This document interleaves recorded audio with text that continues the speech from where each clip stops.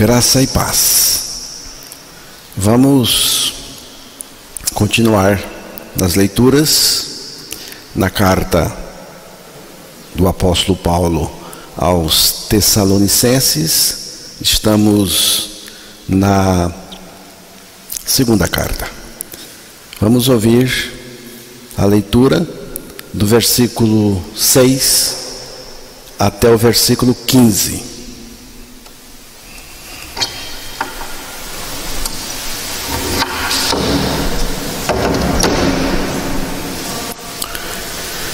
Segunda carta aos Tessalonicenses, capítulo 3, versículo 6 ao 15. Nós vos ordenamos, irmãos, em nome do Senhor Jesus Cristo, que vos aparteis de todo irmão que ande desordenadamente e não segundo a tradição que de nós recebestes. Pois vós mesmos estáis cientes do modo por que vos convém imitar-nos, visto que nunca nos portamos desordenadamente entre vós. Nem jamais comemos pão à custa de outrem. Pelo contrário, em labor e fadiga, de noite e de dia, trabalhamos, a fim de não sermos pesados a nenhum de vós. Não porque não tivéssemos esse direito, mas por termos em vista oferecer-vos exemplo em nós mesmos, para nos imitardes. Porque quando ainda convosco vos ordenamos isto: se alguém não quer trabalhar, também não coma. Pois de fato estamos informados de que entre vós há pessoas que andam desordenadamente, não trabalhando, antes se intrometem na vida alheia.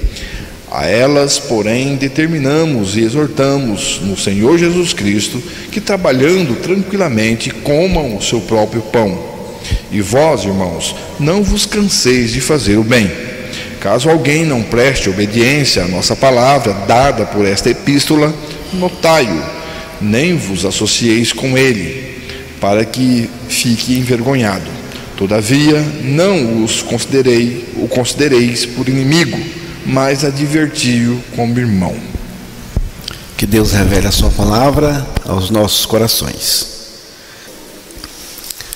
Nesta carta, o apóstolo Paulo fala do regresso do nosso Senhor Jesus Cristo e da nossa reunião, do nosso encontro com Ele.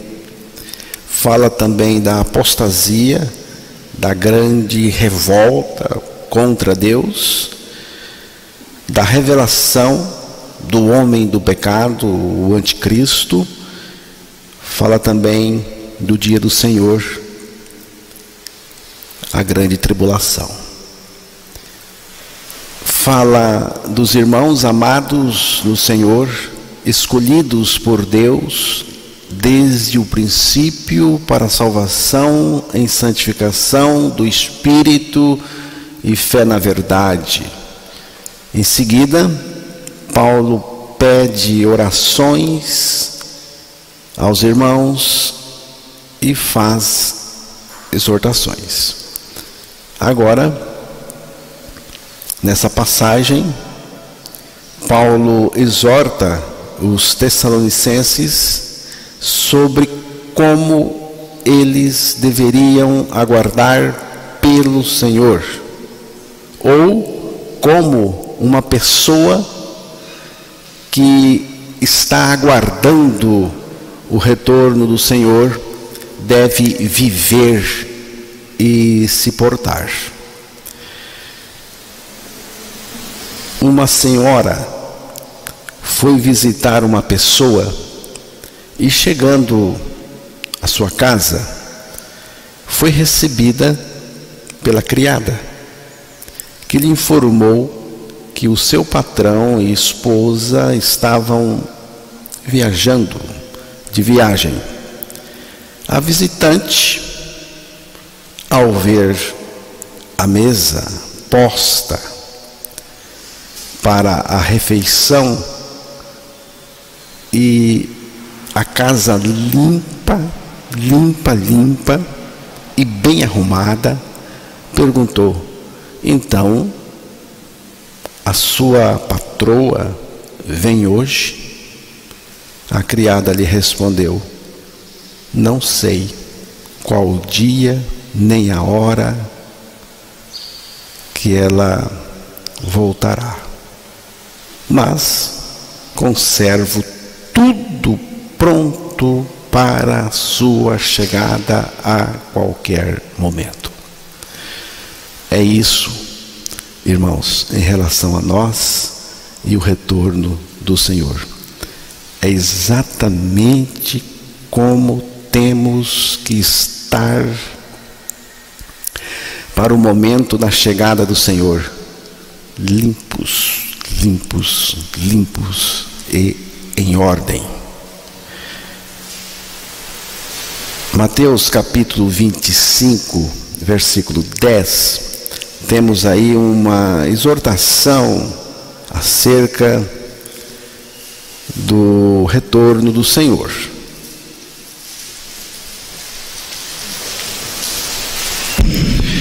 E saindo elas para comprar, chegou o noivo, e as que estavam apercebidas entraram com ele para as bodas, e fechou-se a porta.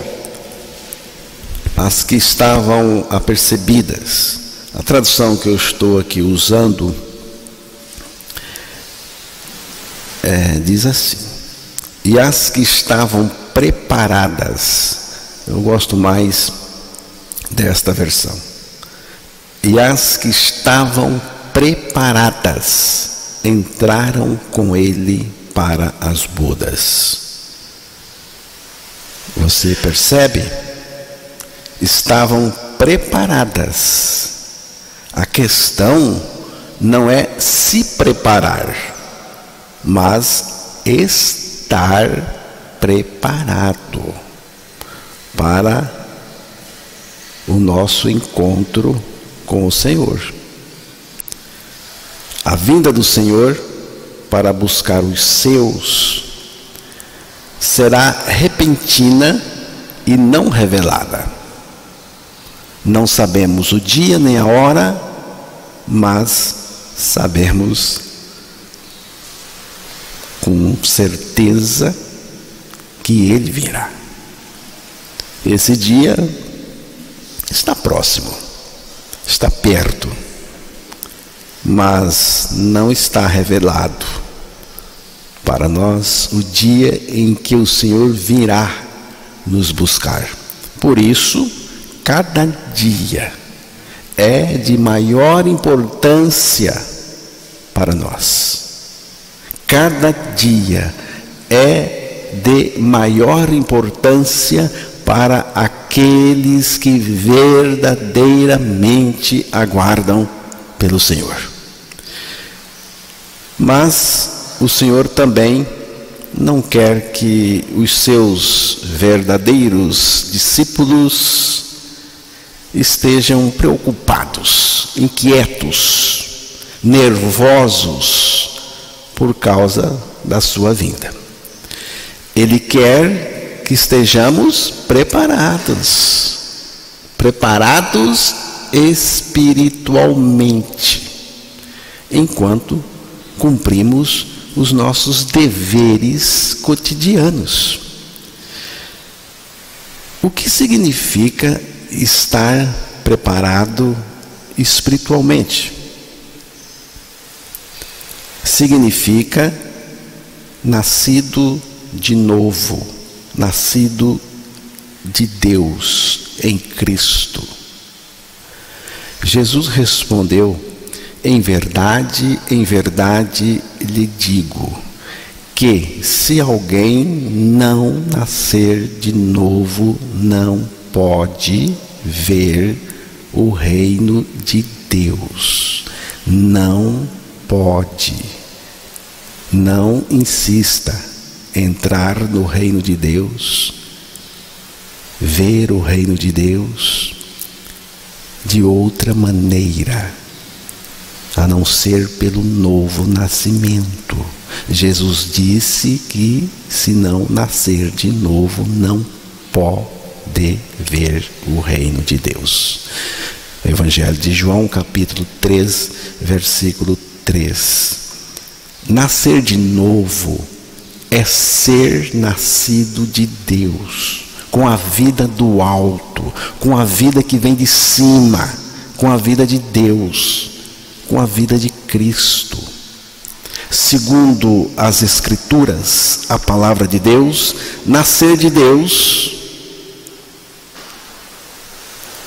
é Deus, por sua graça, tirando de nós a nossa vida pecaminosa na cruz, dando-nos a sua vida pela nossa ressurreição juntamente com Ele. Primeiro, Deus tira a nossa vida pecadora na morte com Cristo. Depois, Deus nos ressuscita juntamente com Cristo. E é aí que nós ganhamos a vida nova. É assim que nós nascemos de novo. Cristo fez morrer a nossa vida pecadora nele na cruz, e pela nossa ressurreição com Ele ganhamos a sua vida. E Cristo mesmo vem viver em nós a sua vida justa e santa. Já estou crucificado com Cristo e vivo não mais eu, mas Cristo vive em mim. Agora Cristo está vivendo em nós.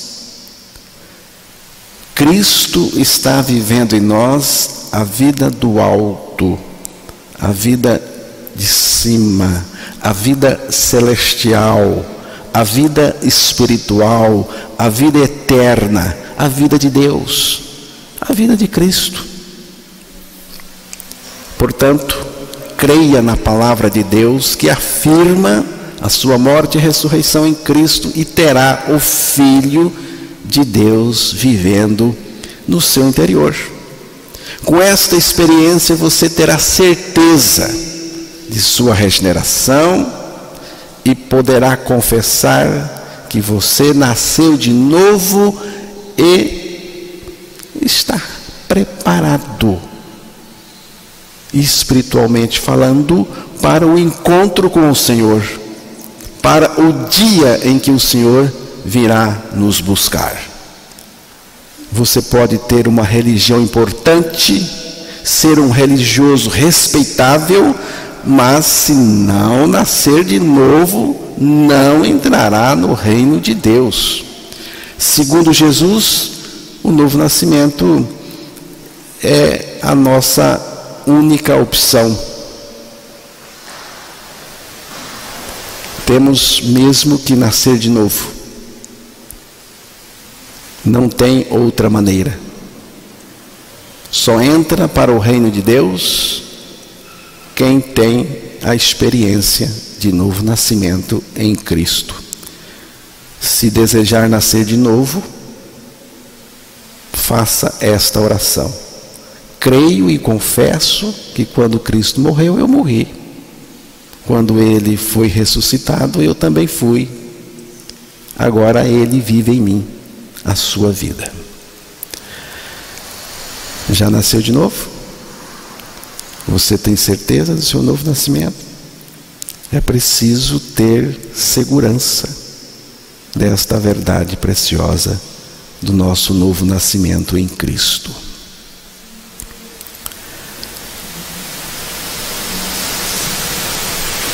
Assim estamos preparados para o encontro com o Senhor. O grande momento da igreja é quando o Senhor Jesus Cristo vier buscar a sua igreja, porque nesse dia, nesse momento, haverá um encontro dele com a sua igreja. Primeira carta aos Tessalonicenses, capítulo 4, versículo 17.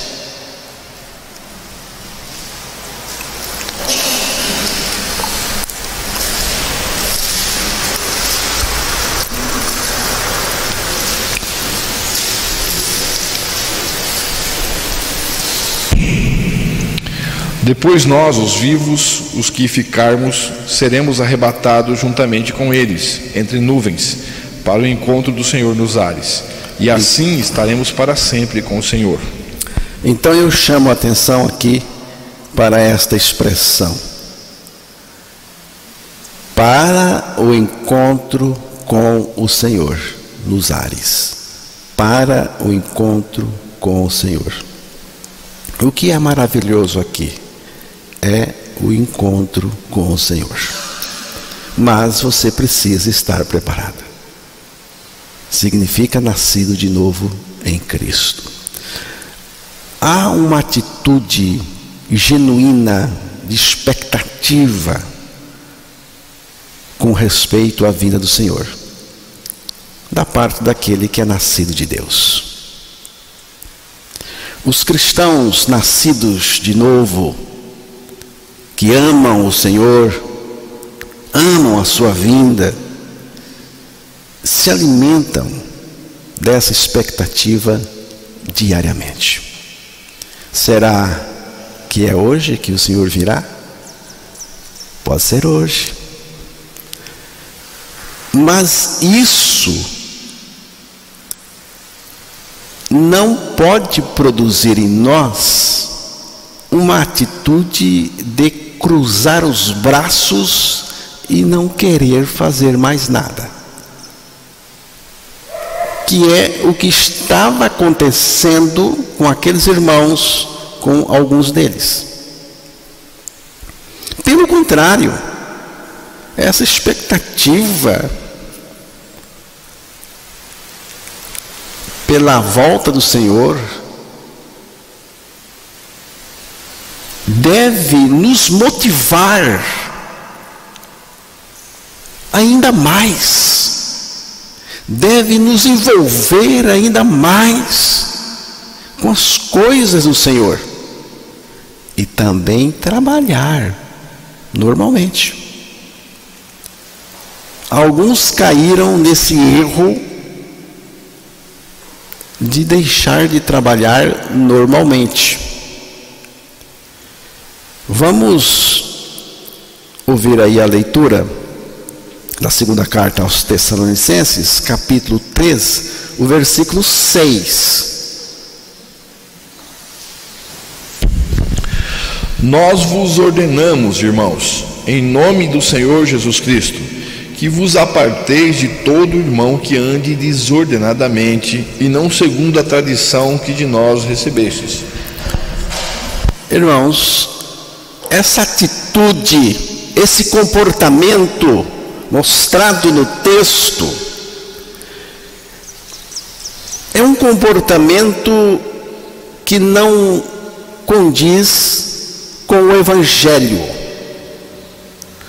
A vontade de Deus é que enfrentemos os desafios de cada dia e executemos as nossas tarefas reconhecendo que pode sim ser o último dia antes da vinda do Senhor. Eu reconheço que este dia pode ser o último dia antes da vinda do Senhor. Mas vou continuar com as minhas tarefas normais. Deus quer que estejamos preparados espiritualmente enquanto cumprimos os nossos deveres cotidianos. Irmãos, cada dia de um cristão verdadeiro deve ser dedicado ao Senhor, dando-lhe primazia. Estão entendendo? Cada dia nosso, cada dia tem que ser dedicado ao Senhor. E o Senhor tem que receber a primazia da nossa parte. Paulo nos instruiu como procedermos em relação a esses irmãos que andam desordenadamente e não segundo a tradição, isto é, a palavra de Deus, a carta que estamos lendo.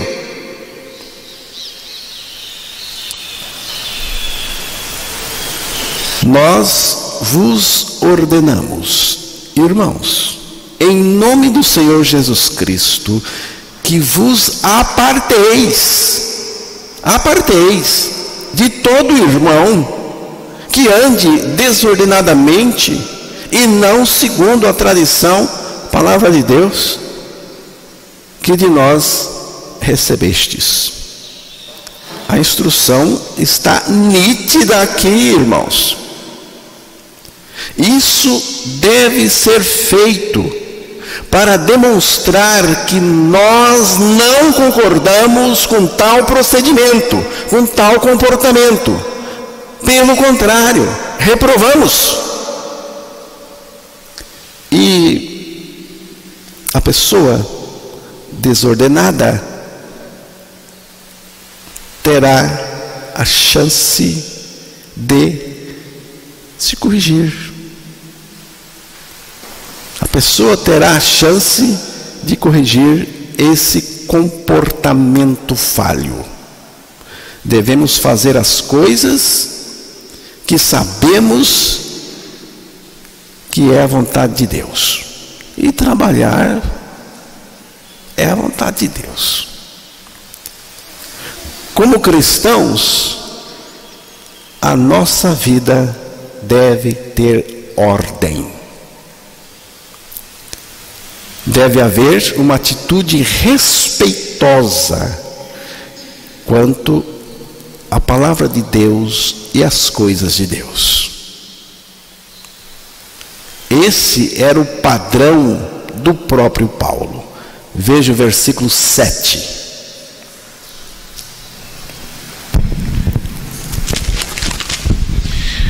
Pois vós mesmos estáis cientes do modo por que vos convém imitar-nos, visto que nunca nos portamos desordenadamente entre vós. Paulo não deixou de trabalhar. Paulo não deixou de fazer tendas, porque estava esperando o Senhor. Eu estou esperando o Senhor, tenho certeza que Ele voltará. E está próximo à sua chegada, o seu retorno. Mas ele continuou trabalhando. Ele esperava que Jesus voltasse a qualquer momento, mas não deixou de trabalhar e de servir. Versículo 8. Nem jamais comemos pão à custa de outrem. Pelo contrário, em labor e fadiga, de noite e de dia, trabalhamos, a fim de não sermos pesados a nenhum de vós. Paulo não era um aproveitador, mas não era mesmo. Versículo 9. Não porque não tivéssemos esse direito, mas por termos em vista oferecer-vos exemplo em nós mesmos, para nos imitardes. Como pregador do Evangelho, ele podia receber algum sustento. Sim, ele podia, tinha esse direito. Mas ele abriu mão desse direito. Versículo 10. Porque quando ainda convosco vos ordenamos isto: se alguém não quer trabalhar, também não coma. Devemos ajudar as pessoas. Esse é o princípio cristão. Devemos sim ajudar as pessoas, mas não devemos incentivar a preguiça. Isso não. Isso também não é cristão. Versículo 11. Pois de fato estamos informados que entre vós há pessoas que andam desordenadamente, não trabalhando, antes se intrometem na vida alheia. Agora o apóstolo Paulo acrescenta uma coisa bem desagradável e danosa. O que ele acrescenta aqui? Antes se intrometem metem na vida alheia. Esse tipo de coisa é danosa na comunidade. Gera muita confusão. Ocupar-se com futilidades, coisas desnecessárias, assuntos inúteis. Isto aqui, irmãos, tem a ver com pessoas intrometidas, que intrometidamente se metem nos afazeres dos outros, na vida alheia. É comum essa palavra aqui, abelhudo. Você já ouviu, né? Gente abelhuda. Abelhuda vem do verbo abelhudar, o mesmo que bisbilhotar. Proceder como abelhudo é ficar bisbilhotando atos, casos e assuntos alheios. É terrível isso. Ficar xeretando a vida dos outros, se metendo, espalhando boatos, fuxico, futrica. Isso é coisa danosa, irmãos. Isso estraga. Não devemos ser pessoas que gostam de abelhudar a vida dos vizinhos, dos outros. Não é coisa de cristão isso. Versículo 12. A elas, porém, determinamos e exortamos no Senhor Jesus Cristo, que trabalhando tranquilamente comam o seu próprio pão. Eu gosto aqui dessa expressão, trabalhando tranquilamente. Trabalhando tranquilamente. Tem que trabalhar, mas não adoidado. O trabalho não pode ser uma coisa aloprada.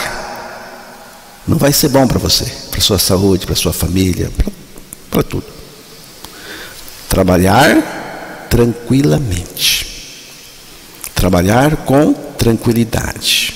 Ou seja, sem xeretar a vida dos outros, sem se meter nos negócios alheios, porque isso gera muito transtorno, muita confusão. Trabalhar com tranquilidade, aguardando a vinda do Senhor no silêncio, sem barulho interior, sem agitação externa, sem confusão. Versículo 13. E vós, irmãos, não vos canseis de fazer o bem. E vós, irmãos, não vos canseis de fazer o bem. Ou seja, não vos canseis de fazer a coisa certa. Não se cansem de fazer o bem, a coisa certa. Não devemos nos cansar no sentido de desistir de fazer o bem, de fazer a coisa certa. Porque, às vezes, a pessoa pensa assim: cansei, fiz tanto, não é, Eudinha? Estou fazendo tantas coisas boas, estou fazendo a vontade de Deus, estou fazendo, não estou vendo resultado, parei. Não, você não pode desistir disso, você tem que fazer, 1, 2, 3, tantas vezes for possível. Paulo está mostrando aqui. Não vou fazer mais não. Ah, é? Então, para você que pensa assim, não vou fazer mais não, então escute o apóstolo Paulo dizendo: irmãos, não vos canseis de fazer o bem, a coisa certa. Cansei. Cansou? Então escute, não se canse de fazer o bem, fazer a coisa certa. Só eu estou fazendo. E daí? E daí que é só você? continue fazendo.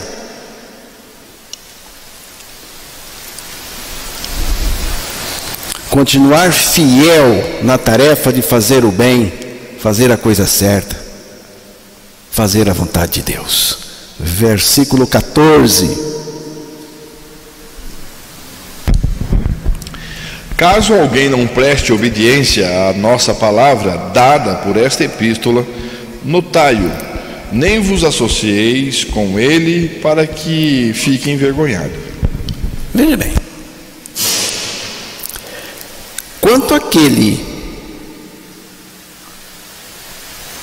ou aquela que recusar a obedecer a palavra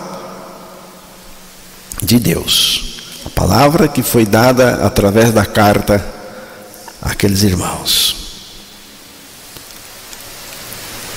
A instrução, nesse caso, é que os irmãos obedientes à palavra de Deus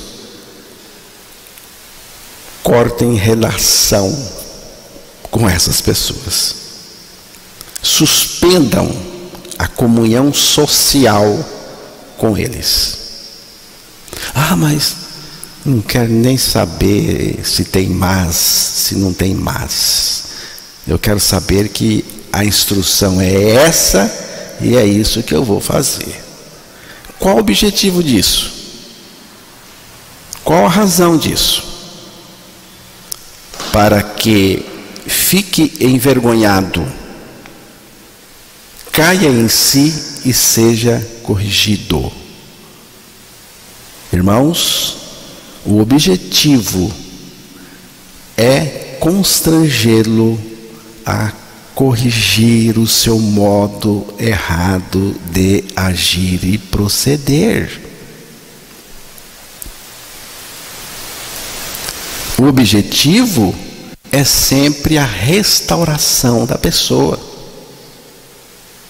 Temos que pensar sempre na restauração da pessoa.